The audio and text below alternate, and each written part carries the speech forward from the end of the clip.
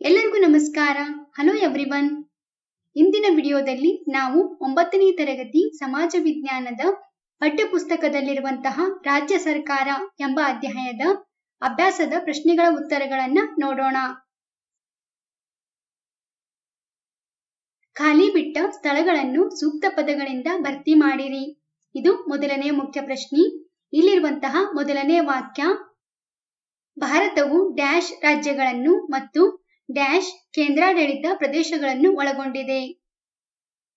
ಭಾರತವು 29 ರಾಜ್ಯಗಳನ್ನು ಮತ್ತು 6 ಕೇಂದ್ರಾಡಳಿತ ಪ್ರದೇಶಗಳನ್ನು ಒಳಗೊಂಡಿದೆ. ಎರಡನೆಯ ವಾಕ್ಯ, ರಾಜ್ಯ ವಿಧಾನಸಭೆಗೆ ಒಬ್ಬ ಆಂಗ್ಲೋ ಇಂಡಿಯನ್ನರನ್ನು ಡ್ಯಾಶ್ ರವರು ನಾಮಕರಣ ಮಾಡುತ್ತಾರೆ.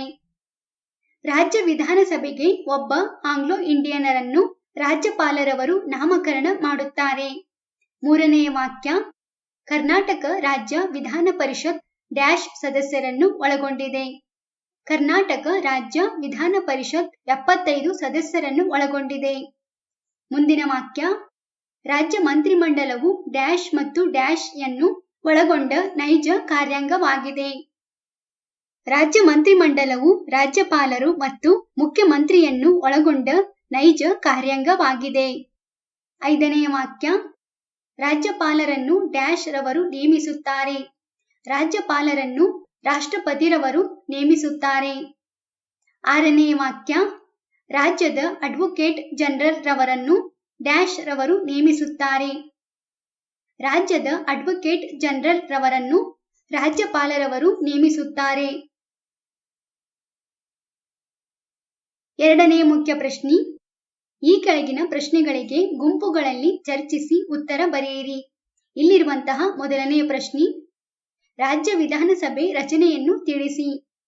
ಈ ಪ್ರಶ್ನೆಯ ಉತ್ತರ, ರಾಜ್ಯ ವಿಧಾನಸಭೆಯ ಸದಸ್ಯರ ಸಂಖ್ಯೆಯು ಆ ರಾಜ್ಯದ ಜನಸಂಖ್ಯೆಯನ್ನು ಆಧರಿಸುತ್ತದೆ.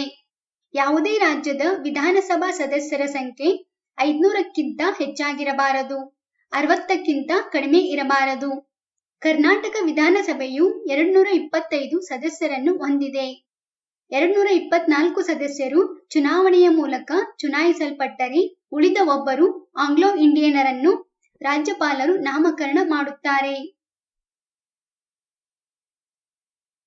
ಎರಡನೆಯ ಪ್ರಶ್ನೆ, ರಾಜ್ಯ ವಿಧಾನ ಪರಿಷತ್ ಸದಸ್ಯರು ಯಾವ ಯಾವ ಕ್ಷೇತ್ರಗಳನ್ನು ಪ್ರತಿನಿಧಿಸುತ್ತಾರೆ?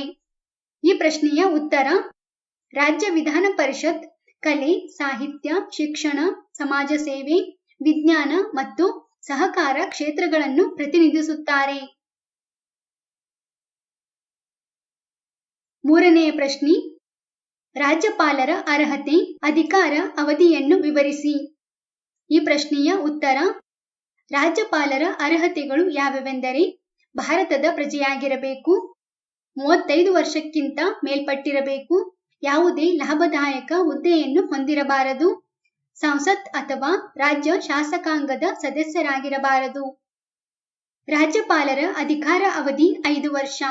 ಆದರೆ ಮುಂದಿನ ರಾಜ್ಯಪಾಲರು ನೇಮಕವಾಗುವವರೆಗೆ ಸಾಮಾನ್ಯವಾಗಿ ಅಧಿಕಾರದಲ್ಲಿ ಮುಂದುವರಿಯುತ್ತಾರೆ.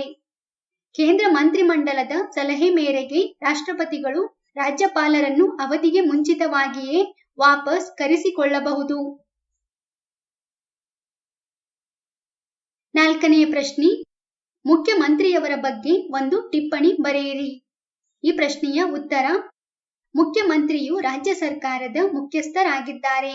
ರಾಜ್ಯ ಸರ್ಕಾರದ ಯಶಸ್ಸು ಅಥವಾ ಅವನತಿ ಇವರ ವರ್ಚಸ್ಸನ್ನು ಆಧರಿಸಿದೆ. ಇವರು ಮಂತ್ರಿಮಂಡಲದ, ಶಾಸಕಾಂಗದ ಮತ್ತು ಬಹುಮತ ಪಡೆದ ಪಕ್ಷದ ನಾಯಕರಾಗಿರುತ್ತಾರೆ. ಮುಖ್ಯಮಂತ್ರಿಯ ಅಧಿಕಾರ ಕಾರ್ಯಗಳು ಯಾವೆಂದರೆ, ಮುಖ್ಯಮಂತ್ರಿಯು ಸರ್ಕಾರದ ಮುಖ್ಯಸ್ಥರಾಗಿದ್ದಾರೆ. ಸಚಿವರುಗಳ ಪಟ್ಟಿ ಸಿದ್ಧಪಡಿಸಿ ರಾಜ್ಯಪಾಲರಿಗೆ ಶಿಫಾರಸು ನೀಡುತ್ತಾರೆ. ಸಚಿವರುಗಳಿಗೆ ಖಾತೆಗಳನ್ನು ಹಂಚುತ್ತಾರೆ. ರಾಜ್ಯಪಾಲರು ಮತ್ತು ಸಚಿವ ಸಂಪುಟದ ನಡುವೆ ಸಂಪರ್ಕ ಸೇತುವೆಯಾಗಿ ಕಾರ್ಯನಿರ್ವಹಿಸುತ್ತಾರೆ. ಸಚಿವ ಸಂಪುಟದ ಅಧ್ಯಕ್ಷತೆ ವಹಿಸಿ ಸಭೆ ಕರೆಯುವ, ಮುಂದೂಡುವ ಅಧಿಕಾರ ಹೊಂದಿದ್ದಾರೆ.